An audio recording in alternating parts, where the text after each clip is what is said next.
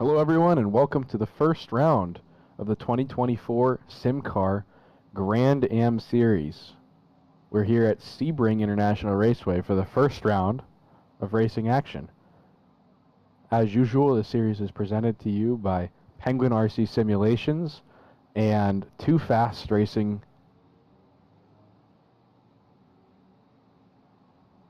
This is Ray Kingsbury. I'm here with Kevin Bogart. Kevin, say hi. How's everybody's evening going? Great. They can definitely respond to you. All right. Tonight's action is going to take place with 12 GTP cars on track and 12 GT3 cars on track. An even split in the grid for each. We have a pretty even split of AM and pro drivers in the GT3 class, and in the GTP class, they are all pro drivers. Pat Pelchat has taken pole for the GTP class. He's in a Acura. Christian Youngwall, second place in the grid in a Porsche. And then Ray Kingsbury, Brandon Lambert in Acuras. Blake Reynolds following up in fifth position with a Porsche. Cody Crossgrove in his Acura. John Marshbanks in his Porsche. Matt Kingsbury in his Porsche. Josh Stoltz takes up the last qualified GTP driver in his Cadillac, the lone and I believe only Cadillac entry, though Robert Lowry and Steve Baker did make the grid, just did not get a valid qualifying lap in right off the rip. Kevin Fanning on pole for the GT3 field. Kevin is lined up in an Audi this season. He's followed by Chandler Rubeck, Brian Sohn, Jeff Johnson, Justin Nessier, also known as Lance. We've got Tim Brokaw back, last season's AM champion, so he's been bumped up to the pro class. And then to round out the field remains the rest of the AM field: Kieran Forrest, Daniel Coletta, Ryan Branham, Josh Ondo, Brian Esta, Sam Brandstad, and Tim Taplin. We are headed down the Flying Fortress Straight. We are going to be soon into Sunset Corner. I almost said Sunset Boulevard. Headed into Sunset Corner, and away we will be for the GTP leaders. The GT3 leaders will be a little bit behind them with their own separate green flag. Kevin, what do you think we can expect to see today here at Sebring? So I'm expecting some good hard racing, some strong action, tight-knit, very competitive, and hopefully we see a good ending to this race and a good strong finish. We are going to start with our 15-minute sprint race. We'll have a ticker up on the screen for you very shortly. That timer starts as the green flag drops. Here they come through the last corner. And Pat Pelchat has control of the green flag, and away he goes. No passing before the start-finish line here, so everybody's nice and tidy as they head into the first corner. Through the first sector, Pat Pelchat a nice lead over Christian Youngwall. Ray Kingsbury off into the grass. Brandon Lambert and Blake Reynolds able to get alongside. Lambert's through, Reynolds is not. And there's contact as Crosgrove and Marshbanks off into the grass and into the wall for the GTP field. The rest of the field along and away. We're going to head back to the GT3 field for a little bit as Kevin Fanning has gotten off to a clean start, leading out Chandler Rubeck. Third place looks to be Lance Nessier. I can't tell from here. Sorry, third place was actually Brian Sohn. Got a little confused there with the Penguin car. We know that Lance sometimes runs with the Penguin livery. But Lance actually a little bit further back. He's in the Rexy livery, it looks like, today. Got a good mix of cars. We got some Mercedes in there that I was seeing, some Porsches, some Audis. Indeed, Kevin, it is a solid mix of cars. We do have up to, I think, 12 cars they can choose from between the two classes. We're watching on board as Steve Baker works his way.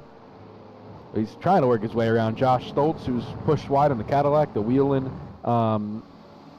sponsored ride. We know that Josh actually worked with Action Express during this last IMSA campaign when they took the championship. He wasn't there the whole season, but he was there for a good number of it. And Josh representing his affection for his former team here on the sim, as he's side by side with Steve Baker through Sunset and into turn 1. Still trying to keep it ahead of him, but he's not able to do so. Baker through.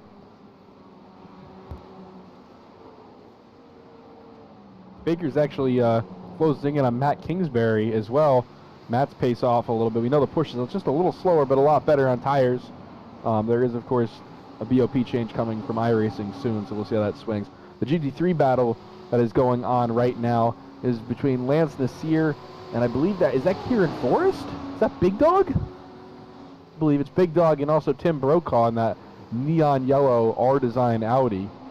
Beautiful livery from Tim Brokaw there. That 111 is the reigning AM class champion. Great job by Tim last season to fend off a number of tough challengers. It was a really, really hard-fought class, that GT3 AM class. Keep in mind, though, as we score these GT3 drivers, they do race for the same overall championship. It's just that there's a separate AM championship for the best AM driver each year. So even though Tim's a pro driver, he is racing 4 points against these AM drivers. He's not going to just let them go because that's less points into his pocket. And Kieran, of course, wants that position for the same reason. Kevin, you had some experience in the GT3 AM class last season. What was your opinion of the competition level? It really wasn't that amateur, was it?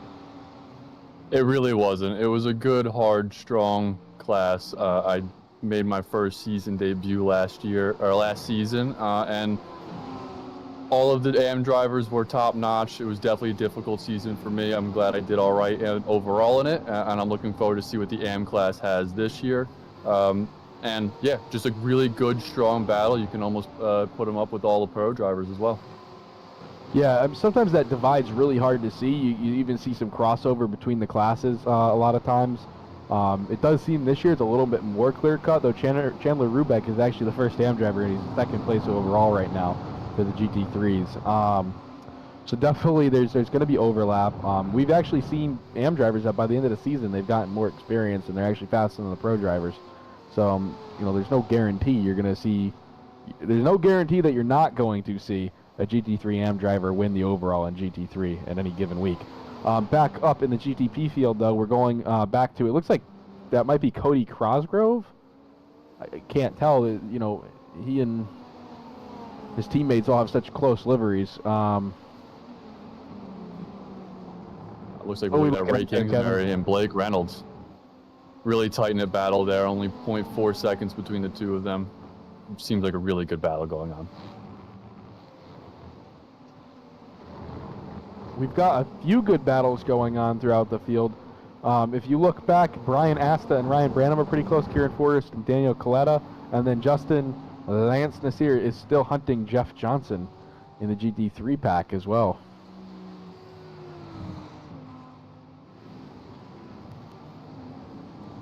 Jeff Johnson in that Team Watson Racing BMW.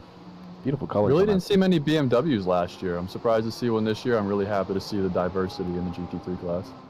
Yeah, the BMW is an interesting car. I drove it a couple of seasons ago, and it's not a bad car. It's certainly a good car.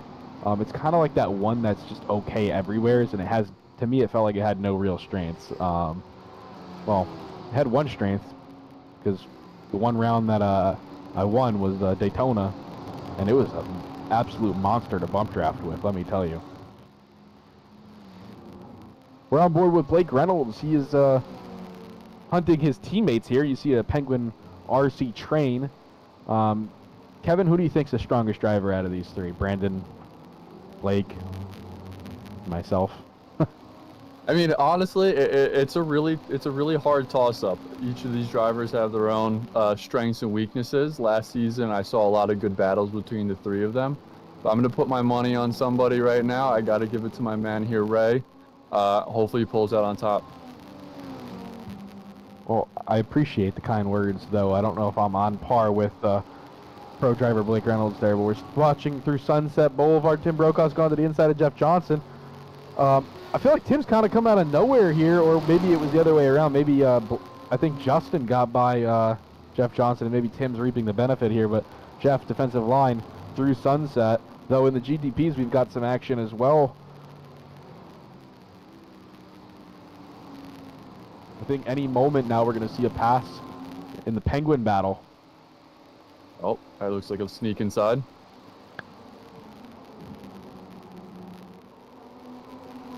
Now we got two Acuras there. We got a Porsche. To me, it's very interesting how different the cars handle, especially over the course of a run. It looks like the Acuras in practice and in qualifying, you know, pretty tight at the start, but worked their way loose as the race went on. So they kind of got better, but then they got worse because they wore the tires out. That Porsche starts off slow, but maintains its balance the whole way around, if I remember correctly, from what you guys are telling me. It does seem to really quicken up though at the end of the run because it's not overtaxing any of the tires, or at least the way it was set up for certain people. A really technical track here at Sebring though. If you guys are watching, the lines here very, very dependent of how fast you're going to go. It's not like you can miss an apex and be okay. It's not a forgiving circuit at all. Sure, you might not run off, but you are going to lose a spot. As we see, I believe that's Kevin Fanning, our GT3 leader. That's Josh Ondo, Kevin's teammate, is actually caught up in the midst of this GTP battle. Steve Baker's worked his way to the back of this Penguin pack, all the way from the back of the GTP field. What a run by Steve. But yeah, if you miss an apex, you're not in for a fun ride. It can decide to take you off the course at any given moment, these things. We look back in the GT3s, Kevin, and more chaos, it looks like. Big Dog Force caught up to both Daniel Coletta, Jeff Johnson, and Tim Brokaw.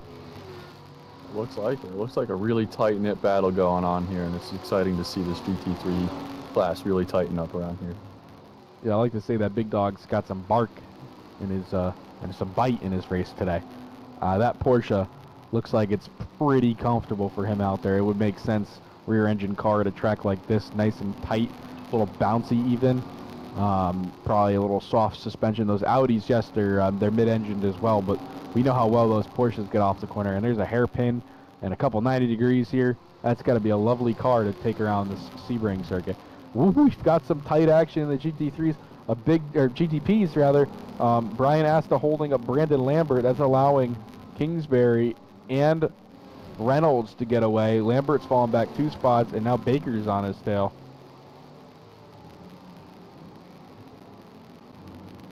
We get it on board. Show you guys what this looks like. This is live from, I want to say Blake Reynolds, maybe? Nope, Steve Baker. Steve Baker. This is live from Steve Baker, Acura. We are headed down into Cunningham, now into Collier. Run into a little bit of traffic here. We're going to tighten this battle up. We launch down the Flying Fortress Straight and into the Bishop Bend, which is that little left-hander. I'm not even going to try to pronounce this correctly, but I believe it's Gendebien. Could be Gendebien if it's Spanish or French, I don't know, but this corner is called Le Mans because it kind of reminds you of the launch onto the Le Mans backstretch, if you guys didn't notice. Onto the Mulsanne Straight, the turn before the Mulsanne Straight, coming out of the circuit section. And then we come into the iconic Sunset Bend. Of course, this circuit is built on a old, I want to say old airstrip, but it's kind of, not old, it's still kind of in use, the one right next to it. I think this is the decommissioned part of it. To get out of this mess. Wow. Busy track out there as 4 minutes remain. This is turning out to be a really good sprint race. I like the traffic battles. I like the in-traffic movements that we're seeing here. Good tight GT3 battles on top of some really good tight GTP battles. Yeah, it can be a little nerve-wracking sometimes. Remember at Sonoma last season, we saw that as I don't know if it was second and third for GTP. We're going into, or first and second for GTP. We're going into the last corner, the hairpin at Sonoma, and then Ray, and was it John Marchbanks? We were having a heck of a battle for I think second or third in the GT3s, and we were side by side going into that corner. And then the GTPs behind us decided to go side by side. I think we were 4 wide at the apex. Nobody touched, at least not a lot. As we watch, nerve-wracking. Brian Sohn is he might have just got touched by Steve Baker there after Brandon Lambert squeezed his way by. think that was off the camera, but it's pretty tight out there. You know, these cars are pretty big speed differences. We are watching, you know, the battle between Jeff Johnson and Kieran Forrest right now. And, you know, we do call Kieran the big dog. I guess it's officially been spelled as D-O-G, not D-A-W-G, but, which disappoints me a little. But you can see his car. I don't know how well you can see it, actually, but his car is painted with graffiti, and it says big dog on it.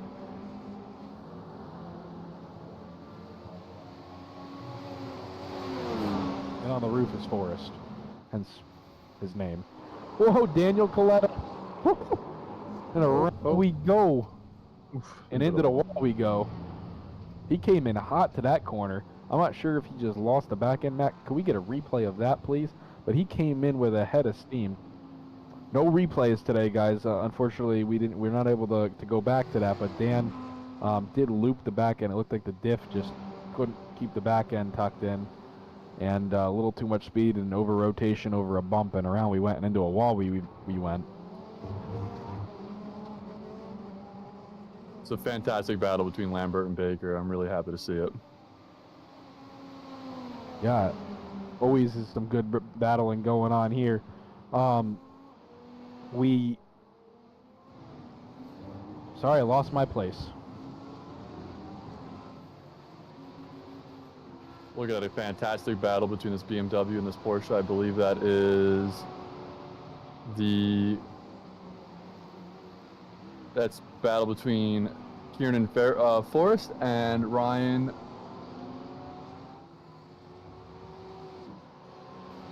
Check in. And Johnson. Fantastic battles, nice tight battle. Been seeing this the entire race. I'm sure these guys are sweating in their seats right now.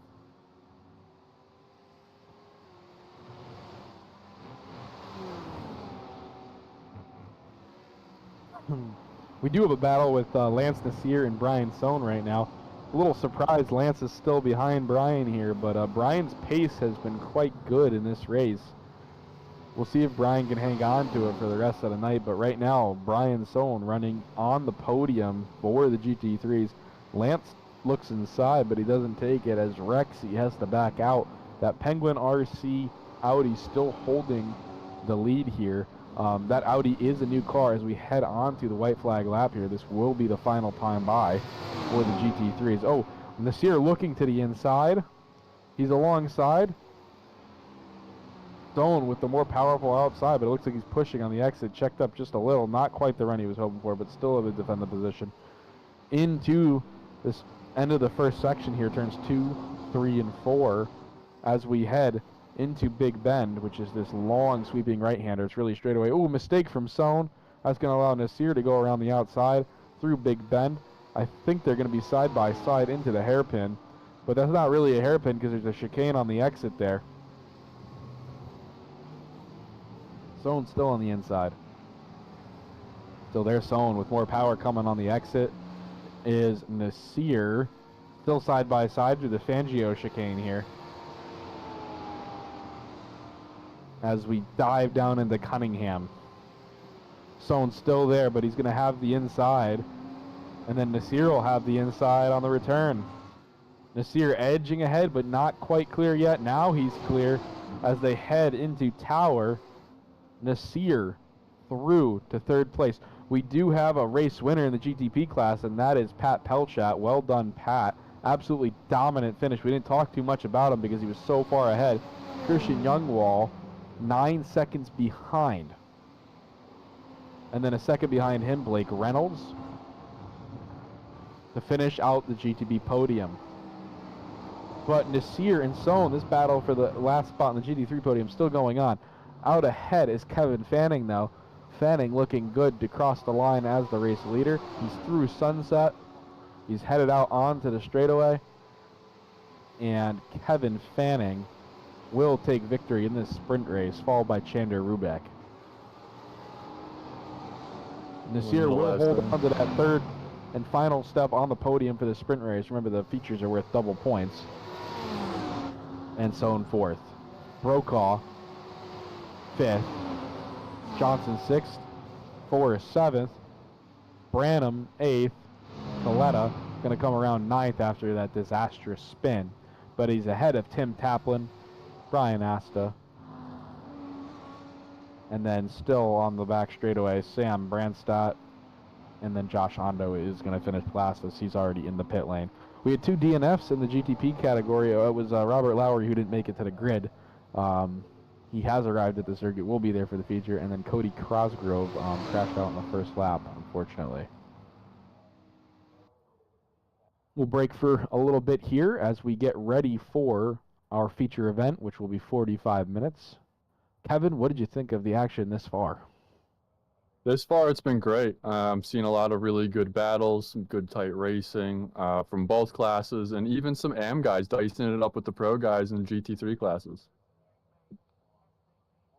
Yeah, that was some really good racing across the GT3 category. We are going to get the feature underway here in just a moment. Excuse me.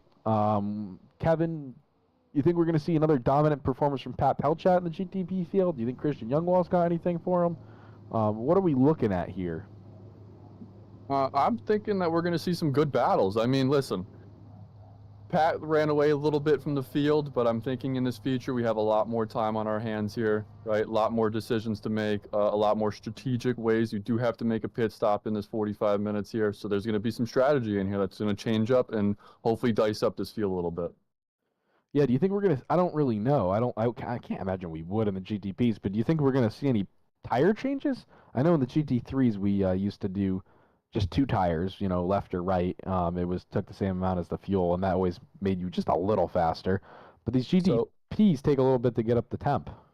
I really think that's going to be how your tire management skills are. If you're really good at it, I think you'll be just fine. If you're really, really bad at it, definitely going to need some tires, at least on the outside of some of these turns. Yeah, I mean, it is a pretty hot track. We are, you know, we always race as if it's the summer here at SIMCAR. May 15th is the server date. The track temp is actually a pretty cool 84 degrees as we get deeper into this evening. We are heading to our feature event now. The drivers are making their way to the grid, and it will be the same order as they finished. That is how we line up for the feature. Pat Pelchat will be on the pole. Kevin, why don't you run us through the grid? So, starting off, our GTP leader is Technical error. Pelchat. We got Pat Pelchat number 1. We got Christian Youngwall following behind him. Ray Kingsbury in 3rd. Brandon Lambert's following in the grid number at number 4. Blake Reynolds at 5. Cody Crosgrove in 6th. John Marshrebanks in 7th. And Matt Kingsbury in 8th. Follow up behind him, we have the last of the the leaders of the GTP class, Josh Stoltz. And then you have the leaders of the GT3 class with Kevin Fanning, Chandler Rubeck, Brian Sohn, followed by Jeff Johnson, Justin Nasir, Tim Brokaw, and Kiernan Forrest. Following behind him, we have Dan Coletta, Ryan Brom, Josh Ondo, and Brian Asta. Followed by him is Sam Brandstadt, Tim Taplin, and then you have the backmarkers of the GTP class. You have Robert Lowry and Steve Baker. And of course, Cody Crosgrove, who had crashed out as well. But that's okay. The grid is mostly accurate here as we head into the is that the hairpin we're heading into? I believe we are. Get a little bit of space between the GTPs and the GT3 for the start of the race. Now, just because those GTPs were at the back of the field behind the GT3s on the initial grid, they do get to come up through the GT3 field and start with the GTPs. So they will be only at the back of their class. They don't have to make their way through the GT3 field. So that will keep things kind of interesting as we head down and into... Well, we're getting near Tower, but there's not a whole lot to talk about in this pace lap, let's be honest. We do know they have to make a pit stop, Kevin. Do we think we're going to see any undercutting? Is there any strategy involved in this, or just kind of wait? There's always some strategy involved in this. There's always strategy involved. So you can either undercut, you take a little bit longer on your first stint and see if you can get that fuel. If you have get that fuel after you create a little bit of a gap, It's definitely going to be really dependent on a lot of the driving characteristics of the drivers themselves and the cars that they chose. Have you ever just like seen lap traffic ahead of you and been like, you know what, now's a good time to pit? I've seen it all the time. Did a nice endurance race at Daytona. Definitely saw that. I was gonna say, I'm not gonna lie, I'm guilty of doing that, even if it's not advantageous to the strategy. I'm like, you know what, this number 85 car, let's say, I don't want to be near him. Yeah, definitely a few drivers that I would like to pit way before I get to. Yeah, usually that happens when I'm coming up on Gary Freeman, especially if I see grass blades coming out of the last corner. Yeah, we usually call him the lawnmower. Yeah, or the wall magnet, as he has referred to himself. Gary not in the field tonight. We do miss him. He races in the iCrash Weekly series on Tuesday nights, which is kind of appropriately named for Gary. 86s, right? Yeah, I believe they call them the 87s, but what's 1 year? Yeah, what's 1 year? Tomato, tomato. Yeah, we're headed down into Sunset Boulevard. I keep saying Boulevard. It's Sunset Bend. What is Sunset Boulevard from, Kevin? What am I pulling that from? I believe that's in California. That's what it is. I just want to be in nice warm weather. Yeah. All right, Pat Pelchat bringing him to green. He goes just after the green flag. He's got a window anytime after that green flag waves until the start-finish line. He controls the field, and away we go. Down into turn one. It's getting a little wild. We've got Lambert, Youngwall, Reynolds all jockeying for position, and then Cosgrove looking to come from the back of the field forward. Oh, there's a cone flying. Thankfully not a car flying. Matt Kingsbury slipping and sliding. He's dropped all the way to second to last. GT3s have started. Lance Nasir up a position. He's trying to catch up to Kevin Fanning. Kevin Fanning, of course, second place overall last season in the GT3s, as Jeff Johnson in the background has gone around, unfortunately, with Kieran Forrest. It looks like there's no real serious damage to either cars, as far as I could tell, and they are going to drive away from this.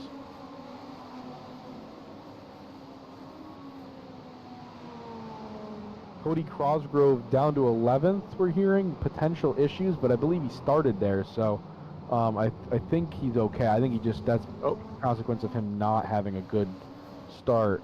What happened there, Kevin? I missed it. I think we just saw a spin. I'm not entirely sure who that was from. We'll check it out in a few seconds here. But yeah, we saw a spin in the GT3 class. It looks like Josh Stoltz might have spun. He's a little further back than when we saw him last. And Steve Baker was involved in that as well. Oh, yeah, Steve Baker is in the pit lane already, it looks like. I believe he's in the pit lane, or maybe he's going to be in the pit lane. I'm hearing the radio communication saying we got a box. Something wrong from Steve Baker. There is a fast repair, though, so maybe he'll be okay. We're looking at the front of the GT3 field now. We've got Lance Nasir and Kevin Fanning duking it out already. Didn't take those boys too long, did it? It looks like we're seeing a much stronger battle in the first and second places here in GT3 instead of just watching Kevin drive away with it. Well, that's good, because I think Kevin was getting a little bored. Can't have a clinic be put on every race. Yeah, I was going to say maybe Kevin's not actually too bored. I think he kind of likes it that way when he's winning. Yeah, sometimes we got to dice it up with him, put him on his toes. For sure. Lance getting a great exit there. Potentially a challenge into the first corner as he looks to the outside. Fanning coming in on a real shallow line, but it looks like that Audi rotates the center pretty nicely as he gets off the corner ahead of Nasir. Looks like we still might see a look from Nasir on the inside here. Nope. So Kevin, I know you're going to be back next week to race with us. What car are you driving this season? So as of right now, I'm going to do a little bit of testing during this week. I didn't get to do as much testing pre-season as I wanted to. As of right now, I'm driving the Audi. Is there any reason why you're thinking you're driving the Audi? So last season, I teamed up with a few boys here, being Kevin Fanning and Tim Brokaw. They taught me a lot in my first season. So I'm looking to try to transfer into the same car they are and hopefully learn some new skills in a different car. That sounds like a pretty sound strategy to me. I can't find any fault in that logic. Brian Sohn, Tim Brokaw, they're all battling. We've got Sam Branstad apparently in the lead, but we know that's not true because it's not possible for a GT3 to be ahead of a GTP right now. We're going to see if we can get that ticker restarted for you guys and recycle the scoring queue. Kevin, I'm losing my voice for a second. How about you tell us what's going on? How about you tell us about Too Fast Racing? All right, so I'll tell you about Too Fast Racing. So Too Fast Racing is a rather large Discord community that really dives into most racing games, right? So we focus on right now iRacing, obviously, but we also focus on BeamNG, we have MX Bikes, and we also have some Sledder servers as well. If I'm not mistaken, those are still available. We also are definitely looking to expand our group of games and looking at anything that we can bring on to our plethora of racing games that we focus on. And we also, I want to throw in there a little plug for my man Core.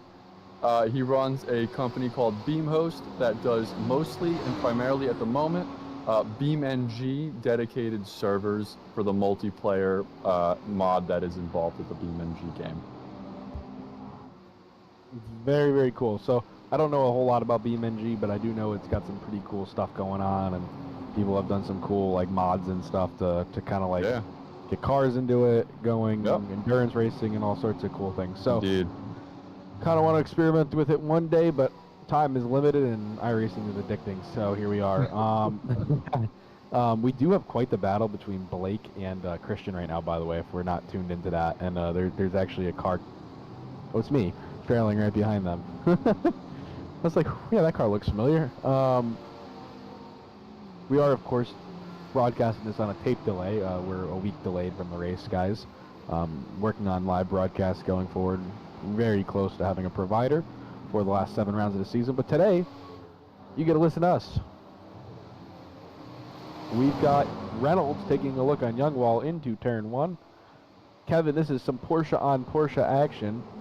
We've seen the Acuras have different strengths. They do have that little turbo lag. What is your opinion of, as to just kind of watching here, what the strength of each car is?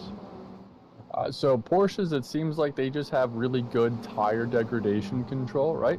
They're not super laggy. They have a lot of get up and go out of the turns. It seems like the Acuras, like you just mentioned, have a little bit of turbo lag, so that's something to deal with. And to be honest with you, I might have driven the Cadillac a lot. I don't know much about them. And I just totally missed the corner behind Blake there. It was looking good for me, but now it's just Blake and Christian are going to have a quite interesting battle here. Now, Kevin, the most important thing to ask, which GTP looks the best? I have to give it to the Porsche. I'm very biased. I worked for them for a few years. It just looks absolutely stunning. Yeah, I do think it looks good. It kind of reminds me of like a car from the Jetsons, don't you think? Like a spaceship in a way. Yeah, I completely agree. That front end, it's a brand new car, right? I believe it's, if I'm not mistaken, it's in collaboration with Penske Racing to develop this car along with Porsche. So I think they're putting that into like the in real life WEC series. Yeah, they're in WEC and they're obviously here in IMSA. So it's just a really futuristic car compared to the rest of them. I think some of them are a little dated looking compared to the Porsche, only because it's a brand new car, right? They just developed it, so it's got to look real nice. Well, yeah, I think I don't know what the Cadillac's based off of. I don't think Cadillac actually has a hypercar. I think they're just using this as for marketing. I think the Porsche actually has a 963 hypercar, if I'm not wrong. Blake has worked his way by, I think it's a 963. Blake has worked his way by Christian Youngwall and into the lead. I do disagree, though. I think the Acura does not look old. Well, none of them are old. They're all the same age. But I think the Acura looks pretty fresh, and I know the BMW looks kind of weird, too. They actually... The Porsche looks very sleek, but I think the Acura and the BMW look kind of like abstract art in a way. I completely agree. They all look really, really good. The Cadillac, probably it's the most American car there. Let's be honest with that. I mean, yeah, it is a Cadillac, right? Just all grunt. I'm interested to see what the Lamborghini looks like when we get it, and how it sounds. Apparently, that's gonna have a V10 in it. That's what I heard. I'm interested because the Cadillac's got the V8. I believe the Porsches are also V8s, if I'm not mistaken. I think they might be 6s. Are they 6s? Like I said, I might be mistaken. Either way, all distinct sounds. They all sound the same when they're on electric mode, though. Oh, I'm wrong. V8 turbo, I think. That might be the street-going car. Who knows? It is what it is. I know they make about 600 to 700 horsepower, and that's a heck of a lot. And for a car that weighs next to nothing, it's absolutely insane power to weight ratios. Well, you gotta remember how much those batteries weigh. This is why we don't race Teslas, right? We still have some combustion. Can you imagine trying to race a Tesla? Fast in a straight line like a boat in the corner. I've seen some Tesla plaids going around the Nürburgring. Those things move. I don't like them, but they move. What's that? Porsche made that all-electric car that they put into iRacing, the Mission R. I wonder if that drives like a Tesla. Similarly, very distinct characteristic differences, but it's an electric car, so it's all about the same. But we're getting into some good battles here. Yeah, there's quite a good battle with John Marshbank and Matt Kingsbury as he understeers off the corner and Cody Cosgrove sneaks by. Sorry, Matt, I think we just jinxed you. I don't believe in jinxing, but you know, Matt screwed up. So it looks like after Jeff Johnson's spin in the BMW, if I'm not mistaken, if I'm writing that correctly, he's come back and is doing some good battles here. Yeah, he and Big Dog were the two that spun out together, so that makes sense. I think Big Dog knows the wall just a touch, but he's got no damage. Jeff has a big old dent in the back of his car. I don't know if it's because of GTPs like that right there where he just had to swerve out of the way, or if it's from when he spun if he backed it into the wall, but it doesn't, his rear wing looks pretty straight, so I think he's fine. Definitely keeping up with the Big Dog, and if you keep up with the Big Dog, well, I think you're fine. Just saw Kevin Fanning around the Sunset Bend here going into the start-finish line. Alright, so we are 10 minutes into this feature race. There's still 34 minutes left. Brandon Lambert has fallen down the GTP order just a little bit. We have still the 3 second, third, and fourth place GTPs of Reynolds, Youngwall, and Kingsbury pretty nose to tail. We're heading, if we get an onboard of that, we're heading down into Sector 1 here, and they're diving between GT3s. Oh, it looks like everything was going well for Youngwall and Reynolds, but Kingsbury held up by Josh Ondo in that GT3 car. He went from half a second back, and he's looking like he's over a second back now. So that is the beauty of multi-class racing. You have to be smart in traffic. Sometimes luck doesn't break on your side, but you know what? That's how the cookie crumbles. And it is the job of the GTP to get around the GT3 car. It's not the job of the GT3 car to get out of the way of the GTP car. It is indeed. And if you're in a GTP and you run into the back of a GT3, even if they're, you know, a little off the pace, that's your fault. I mean, you got to be smart. You got to analyze the situation. Now, there are times where the GT3 cars are not predictable, and you know, understandable frustration from GTP drivers who are relying on them to stay where they're supposed to. But everybody wants to get to the end of this race at the end of it. Is it worth giving up half a second to save your race? In my opinion, absolutely. As Cody Cosgrove has taken over Gary Freeman's lawn mowing duties. It looks like quite a few people have on the exit of Tower there. A lot of red clay out on the exit of that corner there. Oh, we've got a car around. Who was that? It looks like it was Brian Asta? Yeah, Brian's Audi was spun around. Matt Kingsbury had to avoid that and caught a slowdown, and now he's sitting behind GT3s. Cody Cosgrove's flown by him as a consequence. They head into Sunset Boulevard, nose to tail. Cosgrove having to check up. He's on the power with that turbo and getting quite a good exit now. Really got to get you on that Sunset Bend. Big time, Kevin. They're going through turn 1 here, and on the exit's Ryan Branham, so a little bit of a juke and jive to the left. And here we go, through cleanly. You can see, not always are you getting that ideal line. You got to set this car up to do the unexpected every so often. That's why you got to have a very, very tolerant car, one that's going to work in a bunch of different scenarios. Sometimes you do got to slam on those brakes. It's not always predictable. Looks like we got a good battle between Cody Cosgrove and Matt Kingsbury going on here. Yeah, I've been keeping my eyes on that for a couple laps now. Been good. You know, Kevin, the only GTP we're missing in this field is the BMW, and then of course we only have a 1 or maybe 2 Cadillacs that are looking like they're going to show up every week. I personally like the Cadillac. I really wanted to drive it, but the Acura just felt so strong this season. And I really did like the way its front end hooked up. That's kind of why I ended up driving it. But what I like about the Cadillac is how stable it is, how consistent it is. The issue I had with it was it just didn't have front end bite. So I think that's why you're seeing a lot of guys not using it this season. Oh, Cody into the back of, I don't know who that was. That was one of the Mercedes.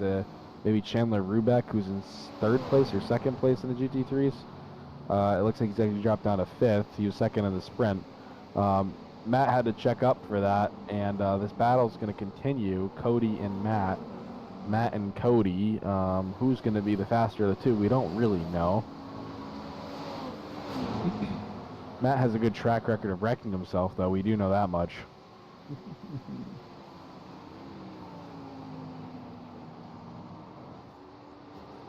Forrest catching up to Ando. He's made his way by Jeff Johnson now, or cleared Jeff Johnson, I guess I could say, because I believe he was already ahead of him. Looks like we got a good battle going into turn 1 here. Just looking to see if we can get an inside pass on that from that Porsche. Really rooting for the Porsches. Oh, Kieran's through. Ando not looking to contest, looking to just get single file and let things work their own way out. Do still have about 30 minutes left, so this could be a strategy move here.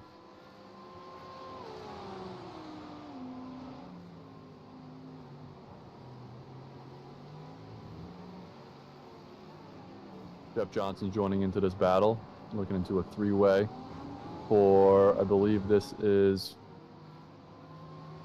8th place in the GT3 class.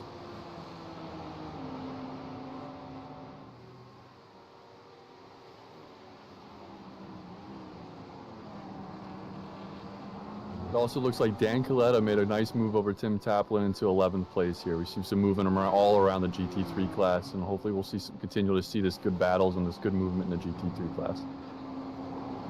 Yep, indeed. Taplin in the Porsche, he drove a Ferrari the last time we saw him, has dropped the P12, Coletta up to 11, and still hounding his teammate Brian Asta. We are watching also as Lambert is being chased by Cosgrove. A little bit of a cat and mouse game here. Of course, Cosgrove has Cosgrove is chasing Marshbanks. I skipped over and went right to Lambert. I guess I missed Robert Lowry too. So Cosgrove is quite far back in the field. I'm not sure where I was.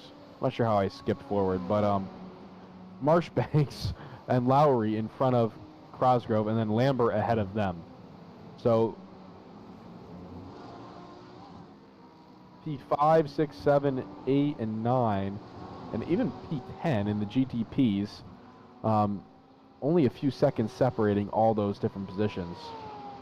We did just jump to the GT3 lead battle here. We have a little bit of space between Kevin Fanning and Justin Nasir, but hopefully Nasir can close this gap and really give Kevin a good battle for the end of this race.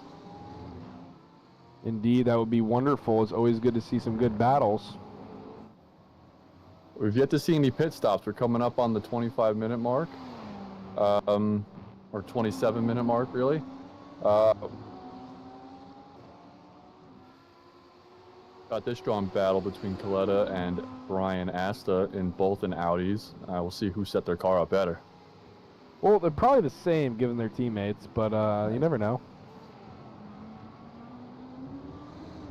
They're headed down the hairpin. Coletta with a run on Asta here. Can he close the gap and get it done into Fangio and into Cunningham, which is the right-hander. Collier is the left-hander. And Coletta with a dive, and not much of a contest from Asta, who has hung it out on the outside, but Coletta has cleared him.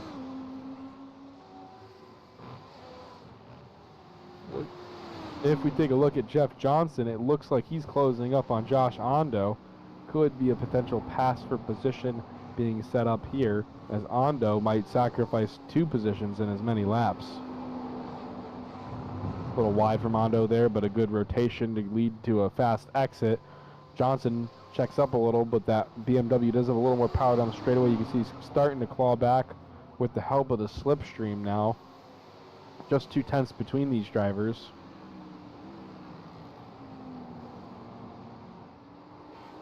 Ray, when do you think we're going to start seeing our first pits? Around what time?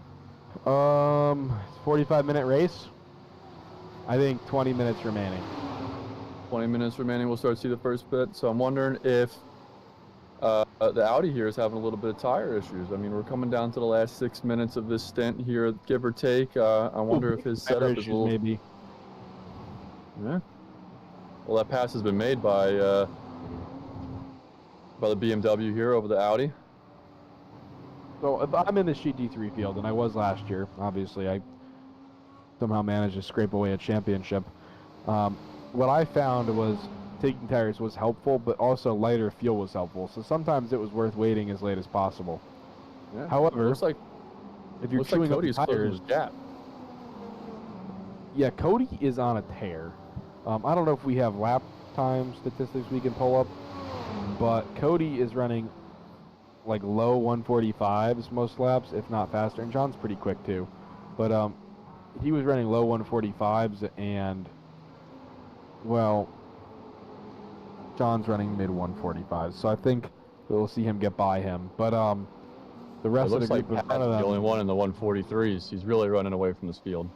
Yeah, he's fast, and we see Blake is at low 144s, Youngwall mid 44s, and after that everybody's pretty much low 45s, mid 45s, including our last podium runner. Youngwall is he's starting to get up into the 45s almost, it looks like.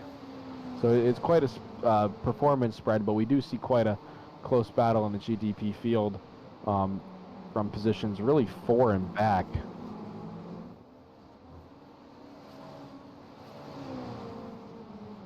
Closest battle in the GTP field is between P6, 7, and 8, though. Lowry to Cosgrove, there's really nothing separating. Matt Kingsbury's also kind of hunting the back of that group there, and Stoltz is on his sticks, so to speak.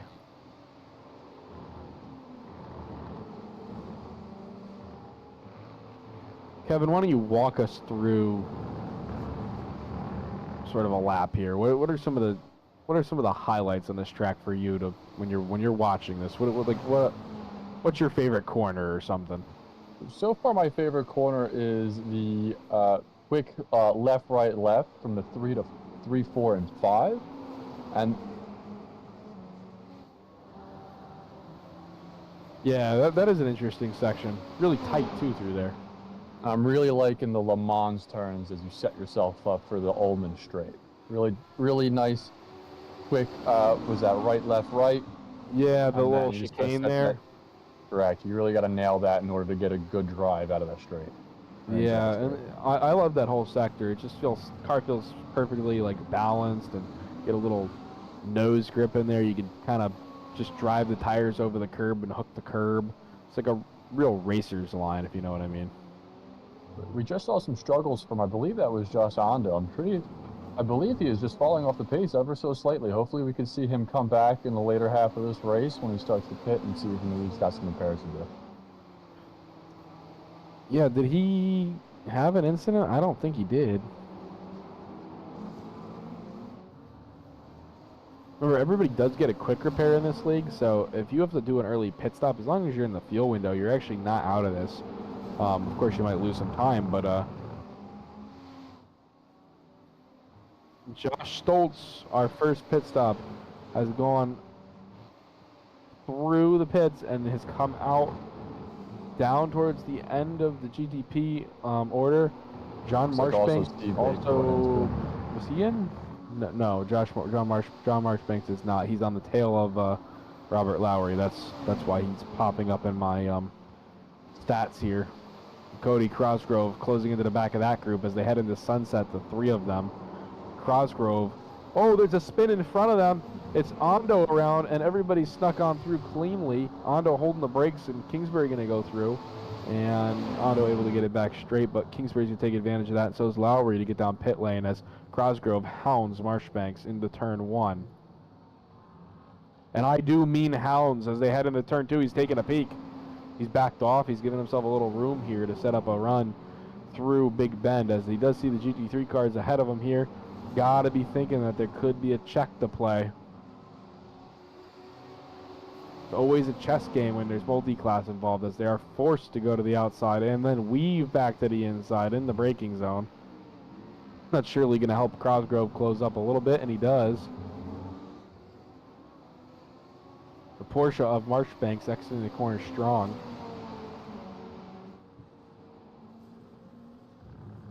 Really seems like the Porsche GTP cars really get a good drive out of most of these turns on this track. They do. They just have that really consistent power up phase. You can see there's no struggle for rear grip really on them. They just kind of rotate and they're there. Nice and stable back end. You do see with the Acura sometimes when the turbo kicks and they torque sideways. Not always a fun ride.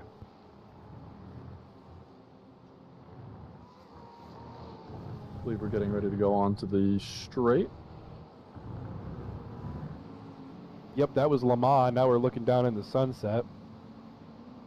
What a view. It's a shame it's a little overcast. I bet it would actually be quite a nice view if there's like a sunrise or a sunset right there. Still watching on board with Cosgrove as he's trailing Marchbanks here. Bunch of GT3 drivers down pit lane. I see like 4 or 5 of them in the boxes right now. We're waiting in that pit window here, just like you said, right around that 20-minute mark. We're seeing all the GT3 cars. I'm wondering what their strategies are. Are they taking tires? Are they taking fuel? Or just fuel? What's going on here? Yeah, I wasn't really watching too close, but I didn't see anybody go up on the jack yet. I believe we have Kevin Fanning and Nazir battling even out of the pit lanes. They've been battling all night long. You see Asta, the lap car, ahead of them. He's technically not lapped right now. He's technically ahead of them, but he's got to do a pit stop, so not a lap, but he's not in the lead.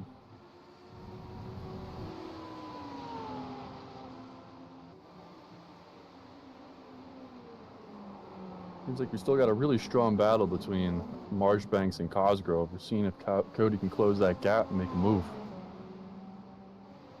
Yeah, it's fallen off just a little bit. They were nose to tail. Now it's a few tenths out the back, but Cody probably smart enough to know that he needs to just conserve the tires, and he could take advantage of it when he gets fresh air and a clean nose. I would expect to see a short pit from Cosgrove here, unless he sees Marchbanks dive down, then he might stay out.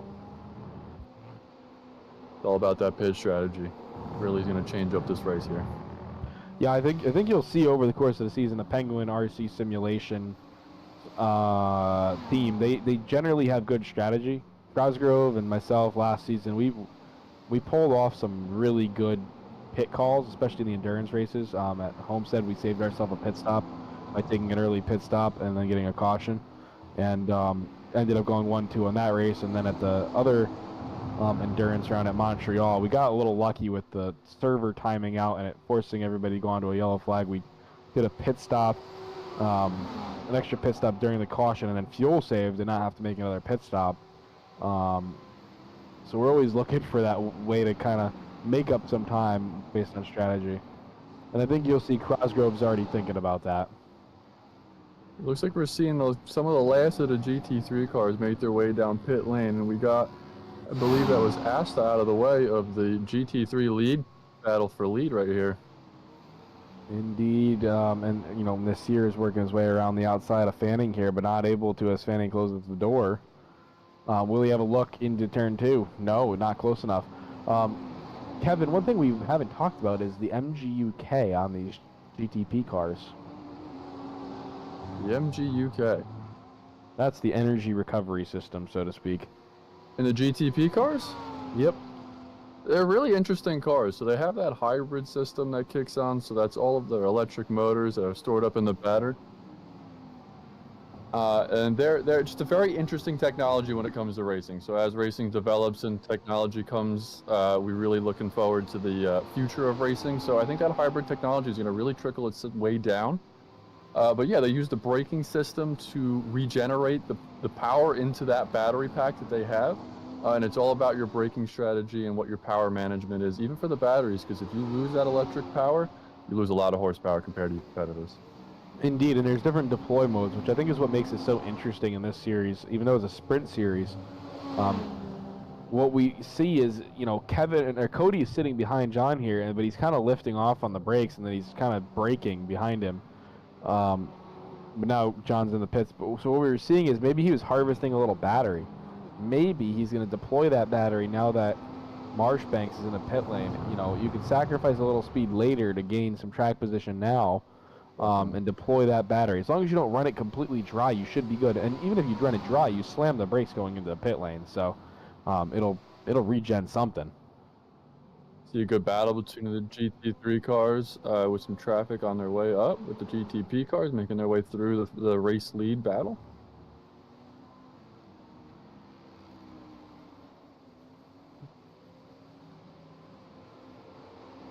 So John Marshbanks has done a pit stop, and we're receiving word from our analysts that it was not a fast pit stop, a 46-second pit stop, and our fastest was, I believe, a 43. So 3 seconds he might have lost the pit lane. I don't know if that's because he overfilled his fuel load or if he just didn't get into the box clean, but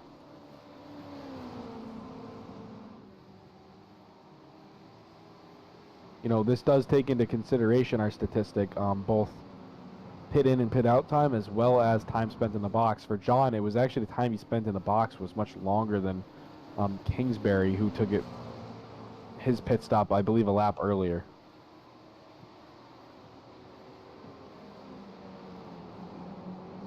Seems like we're seeing a lot of long pit stops as we're talking to our analysts here. It's just all about strategy and what they decide to take, whether that's... And Lambert and Cosgrove are into the pit lane, so let's see where their time is, I guess. You know, actually, looks like Cosgrove really caught up to Lambert.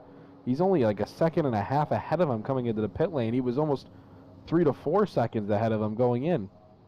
See the Penguin RC guys on their way out. And I'm interested to see if Cosgrove might come out right behind Lambert here. Their boxes are a little bit apart, but Cosgrove's already revving up, and Lambert's still sitting there off the accelerator. Cosgrove rolling. Lambert rolling. Cosgrove closed up even more, so a fast pit stop from Cody Cosgrove. Be interested to hear what our analysts tell us the timing was on that one, comparatively. Lambert, the second slowest pit stop, only to Marshbanks. And Cosgrove might have had the fastest, if you ask me. Cosgrove with a very good pit stop. I don't have the exact timing on it, but receiving word it was the 4th fastest out of the GTPs, so faster than 8 other GTPs in the pit stop. Very, very good pit stop from Cosgrove. And he's closed that gap to Brandon Lambert quite significantly. The fantastic battle that we've seen all night in the front of the GT3 class. Yeah, we keep getting distracted from it, but it is indeed tight. And actually, we were talking about Cosgrove and Marshbanks. Well, if you look at the track, Marshbanks is nowhere near Cosgrove. He's like 4 or 5 seconds behind him. And I believe Cosgrove was behind Marshbanks when he pitted. Fantastic pit stop try to do done. Yeah, something went right there, and Lowry is hunting Marshbanks, and Kingsbury's not looking too bad to catch up to him either. Stoltz, the last GTP that's still running, but not too far off the back of this group here. The GT3 battle, as you're saying, Kevin, is still raging. I'm saying raging because it's not ceasing to be interesting. Lance Nasir is hunting Kevin Fanning, and we know Lance is no slouch. He's got quite a good reputation, as looks like it was Josh Ondo around in front of them. But Kevin Fanning, second place, runner-up in this series last season, definitely doesn't want to repeat that. It'd be nice to start with a clean sweep of tonight's race, set the points up for success right off the rip. He was very, very disappointed to come up second last season after arguably being the best driver across the series throughout the season. Unfortunately, some bad luck in both endurance rounds. First at Montreal, not reading the pitch strategy correctly. Or not Montreal, at Homestead, not reading the pitch strategy correctly. And then at Montreal, unfortunately getting caught up in an incident that was not any of his doing. It was indeed the fault of a driver that was coming to get some more experience in GTP cars and made a mistake it does happen that people make mistakes, and unfortunately it was Kevin that paid the consequence, and ultimately it really did cost him a championship. Seeing a look on the outside for Nasir, it's not going to happen. Very confident with that call, Kevin, as in my opinion, Nasir coming back on the inside here, maybe a little later on the brakes. Oh, nope, Kevin, you were right. Not going to happen.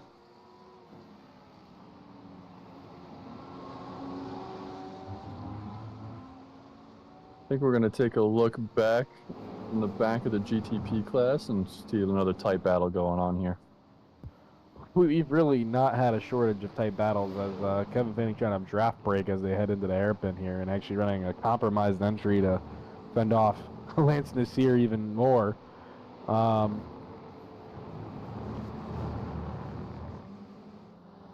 Fastest lap of the race, we're being told for GT3s, was potentially Kevin Fanning, but I'm seeing a faster lap from Lance Nasir actually. A 2 minute and 7. Oh, Kevin actually has the fast lap earlier in the race, so 2 minute and 1. Right now, fastest car on the track does appear to be Lance, though.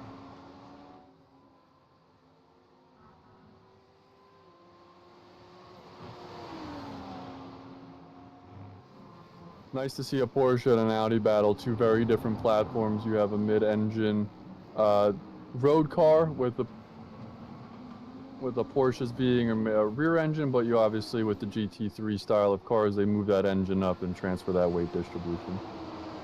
Yeah, indeed. The very different style of the cars here. You know, third place even, if you look, is a Mercedes, which is definitely a front engine car, very heavy front engine car. Very different. So very interesting that these cars are all competing in the same class, handled very similarly in many ways, but also very differently in many ways. You could really jump between them and kind of find a a similar pace and a similar line, similar braking points, but they feel very different when you drive them. The Merc really likes to settle and kind of roll through the apexes, but really handles the curbs well. The Porsche, It looks great exits. Yep. I don't mean to cut you off, but it looks like we're looking at Marshbanks here with a lot of damage on the front of that car. I'm not too sure what happened.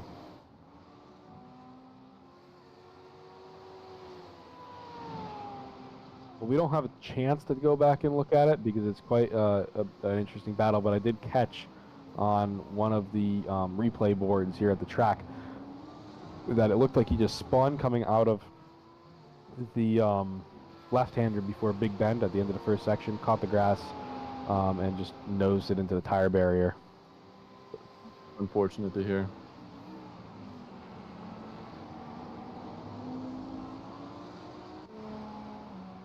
So we're just going to do a quick run through of the field at their under the 10-minute mark here. We got Pat Pelchat, got Blake Reynolds followed up in second place, Christian Youngwald behind him. That's the top podium there. And then you got Ray Kingsbury in fourth place, Brian Lambert in fifth, Cody Grosgrove in sixth, Robert Lowry in seventh, Matt Kingsbury in eighth, John Marshbanks in ninth, Josh Stoltz in 10th. You have Kevin Fanning following up in the GT3 class here, first place in the GT3. You have Nasir behind him. You have Chandler Rubeck in third. Brian Sohn followed up behind him. Tim Brokaw behind him. And then follow up behind Tim Brokaw, we have Brian Branham. Brian Branham, I'm sorry. And then followed up behind him is Kieran Forrest. Jeff Johnson followed up behind them. We got Daniel Coletta in 9th in the GT3 class. Estes in 10th. We got Josh Ondo up, following up on the backfield here in 11th.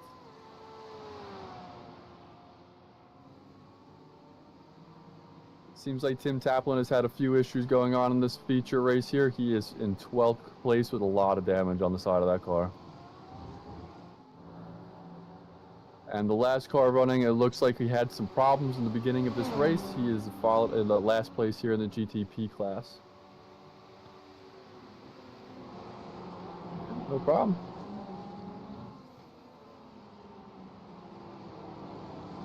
Cosgrove and Lambert battle has indeed developed as Cosgrove Lambert checked up by, I can't speak, checked up by Kieran Forrest there.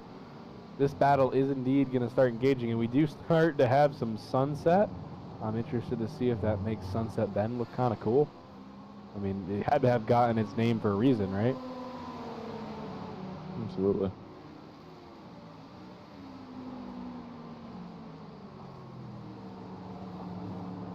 Maybe we got some drone footage. We do have a great cameraman here. He's pulled out all the stops for tonight's race. Just running up onto, I believe this is Lamont. We're going up on Lamont, just coming out of Bishop, and we're about to hit onto our back. As the scare the living spirit out of Josh Hondo there.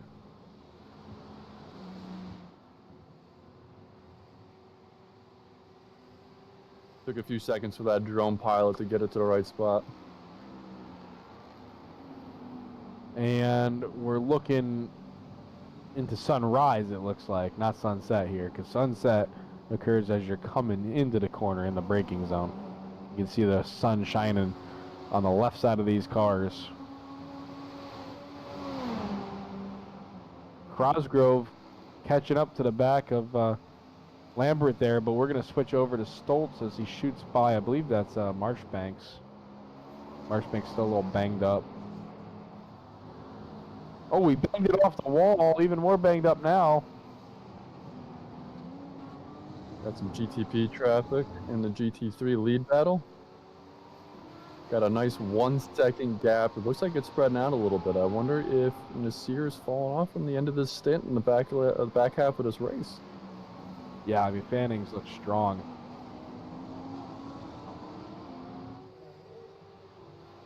If we take a look to Brian Asta and Daniel Coletta, though, we do see a little Audi on Audi action as the two teammates head into turn 1.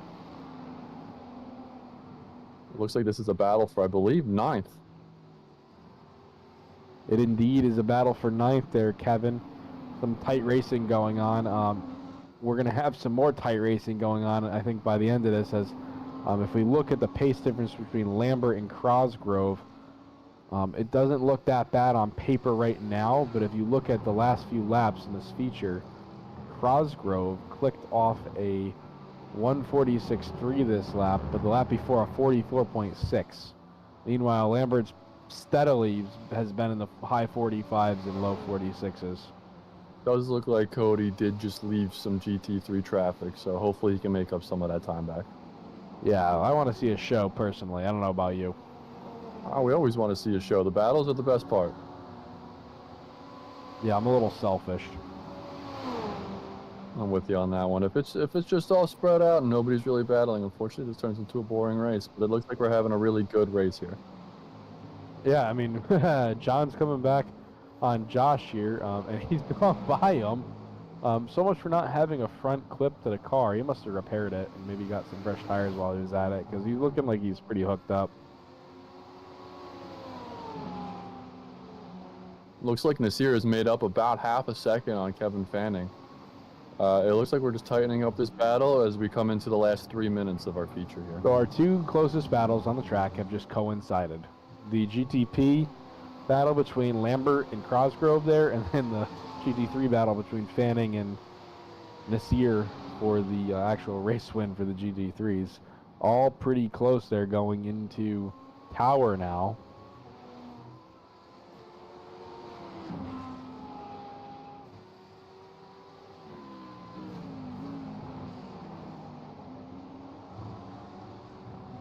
Looks like Fanning drove off track just a little bit. Wonder why he went wide. I wonder if that's a pit entry issue or if he's just pushing it real hard. I think Fanning's just giving it the beans and trying to get whatever he can out of it for pace. He hasn't really set a foot wrong all night. It's just a phenomenal effort with only 2 minutes remaining here. Lambert's walked away from Cosgrove a little here. That probably had a little to do with the lap cars, but Cosgrove dropping about 0.5 of a second there. I think we should keep an eye on that battle as we head into the final minute of this race. I know there's a battle going on for the GT3 lead. We'll keep an eye on that as well. I'm seeing a loose type condition developing on Lambert's car as Cosgrove scrapes the inside wall. That gap looks like it's actually separated itself a little bit, so maybe we'll take a look at that GT3 battle again as that's tightening back up.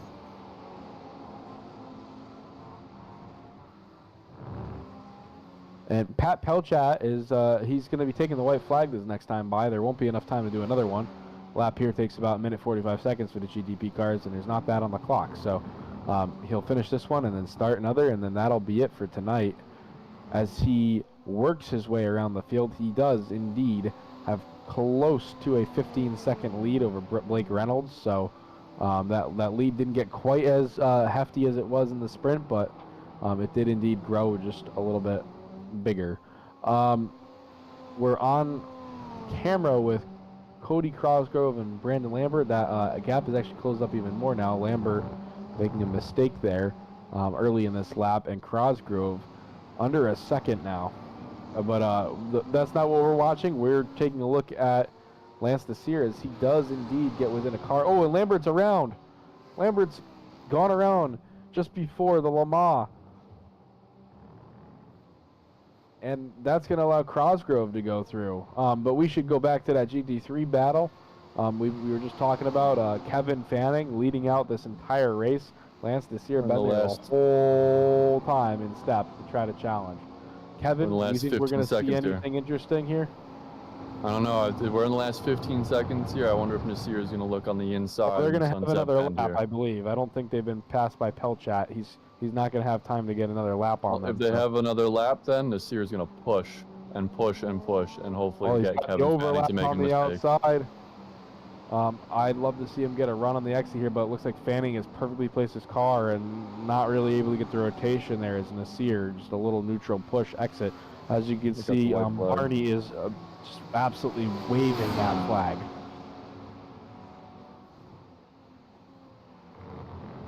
Take a look at our race leader, Pelchat. He's heading into the final sector here. He's had an absolute stellar performance tonight as he kicks up a little grass in memory of Gary Freeman there. Come on back, Gary. We need you. Coming into the final turn to wrap up his race here. Pat Pelchat will take the race win here. No real challenge. Nobody really even got close to him. We're tracking 15 seconds to the line to Blake Reynolds as of the last lap. 15 seconds with some change. Absolute dominant performance. Reynolds not even to the start-finish line, and Pelchat's slowing down to do a victory lap. But let's not forget about this GT3 lead battle. Lance Nasir has a run on Kevin Fanning, heading down into the middle of this corner. Fanning defending, no challenge from Lance Nasir that's going to stand up to the defense of Kevin Fanning so far. Nasir looking for one on the outside. Push is the entrance of Power. That's going to allow Fanning to sneak away a little bit here. Kevin, take the call. We're on board with Nasir, just left that. We're watching Kevin Fanning hopefully run away a little bit from Nasir, but it looks like Nasir is going to try to close that gap in these final couple of turns here. Looks like we're about to enter onto the back straight, which if Nasir can get a good run on here, he could really close that gap. He didn't, though. He missed the apex. It's looking not too good for Nasir. He's going to need a problem from Fanning, who's realized that and ducked out to break the draft. Coming into this final turn here, this will be make or break if Kevin makes a mistake. And it looks like he's going to perfectly place that car and finish this race in the lead. What a performance by Kevin Fanning. Held off a very, very, very fast Lance Nasir. But let's take a look back to Brian Sohn. Brian is sitting on the podium for the GT3s. We didn't talk too much about our title sponsor for the series, Penguin RC Simulation. But Penguin RC Simulation produces some really cool sim products. I myself use many of them. I've got the AF wheel box that Brian makes. It has a center knob that's got 12 positions, and it doesn't have a lot of buttons on it because it doesn't need them, because it lets you have many different inputs depending on where that knob is. We've got the iFlag Pro flagging unit. Got some really cool features in that, including even a virtual spotter, a visual spotter. And then I've got a few button boxes that I'm needing to install. Got rotary encoders and all those cool things I'm looking forward to using those. So if you guys race in this series, you have the opportunity to get yourself quite a bit of promotional credit from Brian, and these guys that are winning are earning that, and they're going to get some cool product at the end of the series. Kevin, take us through our race results here for the GTP. So we're going to start off with our GTP class. We got Pat Pelchat with a dominating performance today, followed up with Blake Reynolds and Christian Youngwall to round out the podium. Behind him, you have Ray Kingsbury just outside the podium here. Followed by him is Cody Cosgrove and Brandon Lambert.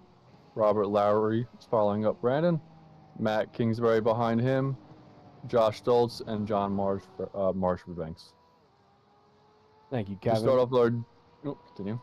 Oh, I'm sorry, Kevin. Yeah, I'll do the GT3. Sorry about that. Yeah, no worries. We all know we just saw Kevin Fanning take the lead in his Audi and hold it for the entire race. So Kevin Fanning, P1 to start the season, followed by Lance Nasir's Rexy Porsche. What a lovely livery on that car. Brian Sohn in his Penguin RC Audi P3. Tim Brokaw in his R-Design Audi P4. And that ends it for our string of pro drivers. Chandler Rubeck, the first AM driver, in P5 in his Mercedes. Ryan Branham in the other Mercedes, P6. Kieran Forrest in the Porsche, P7. Jeff Johnson in the lone BMW entry, 8th. Dan Coletta, Brian Asta in the Quokka Audis, 9 and 10. And then Josh Ondo in his R-Design Audi, 11th. We missed Steve Baker because he did not finish ahead of a lot of these GT3s, but he did get his car repaired and back out there to get some laps under his belt.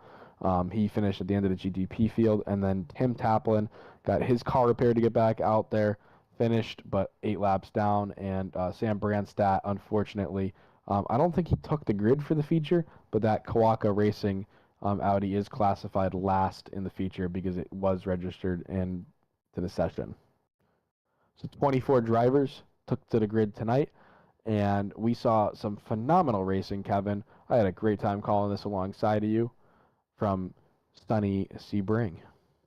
I appreciate it very much. Had some fantastic battles and just an overall really great race, and I appreciate you commentating with me. A lot of fun. Looking forward to maybe doing this again sometime soon, though. Hopefully we'll have a announcement about a live cast for next week soon. And on that note, it's time to end. Have a good night, everybody.